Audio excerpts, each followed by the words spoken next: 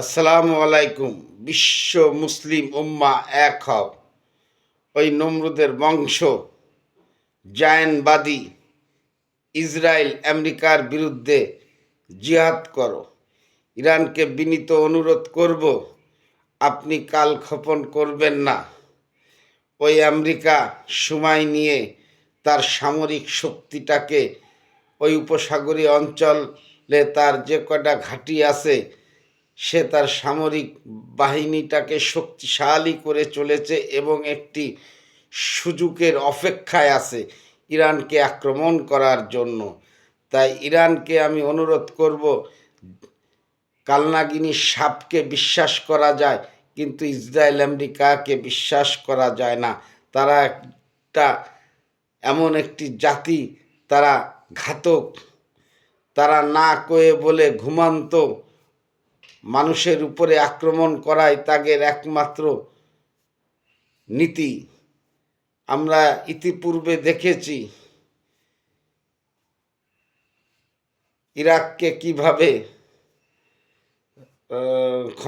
সাদ্দাম হোসেনকে রাষ্ট্র ক্ষমতাচ্যুত করে ইরাকের বিরুদ্ধে যুদ্ধ করে ইরাকটাকে দখল করে আজ ইরাকটাকে ধ্বংস করে দিয়ে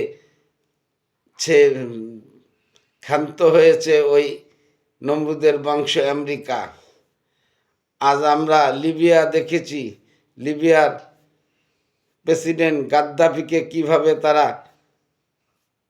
আক্রমণ করে ক্ষমতাচ্যুত করে আজকে লিবিয়া রাষ্ট্রটাকে ধ্বংস করে দিয়েছে। আমরা আফগানিস্তানকে দেখেছি, তারা দখল করে রেখে কিভাবে আমাদের প্রিয় মুসলমান আফগানি ভাইদের উপরে অত্যাচার নির্যাতন চালিয়েছে। তারপরে বাধ্য হয়ে তারা আফগানিস্তান থেকে চলে যেতে বাধ্য হয়েছে। তাই ইরানকে অনুরোধ করব, ইরানের সর্বোচ্চ ধর্মীয় নেতা আয়াতুল্লাহ আলী খামিনিকে এবং আইআরডিসিকে যে আপনারা কালক্ষেপণ করবেন না। ওই নমরুদের বংশরা সুযোগ সন্ধানী, তারা একটি সুযোগের অপেক্ষায় আছে। তারা এমন একটা মরণ আক্রমণ ইরানের উপরে করতে যাচ্ছে যে আক্রমণ তারা কয়ে বলে করবে না। তারা একটি সুযোগের অপেক্ষায় আছে, সে সুযোগ যেন ইরান কখনোই না দেয় ওই আমেরিকা ইসরায়েলকে।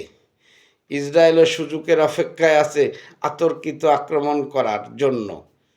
তাই ইরানের সর্বোচ্চ সতর্ক থাকতে হবে এবং তারা আক্রমণের প্রস্তুতি নেওয়ার আগে ইরানকে আচমকা ওই ইসরায়েল আমেরিকার প্রতিটা ঘাঁটিসহ তার ওই উপসাগরীয় অঞ্চলে যে রণতরীগুলা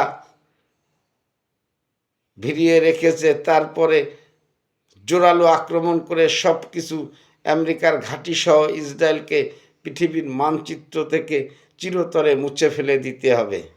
তাই মুসলিম উম্মা এক হও, নমরুদের বংশ ইসরায়েল আমেরিকার বিরুদ্ধে জিহাদ করো। সকলে ভালো থাকবেন, সুস্থ থাকবেন।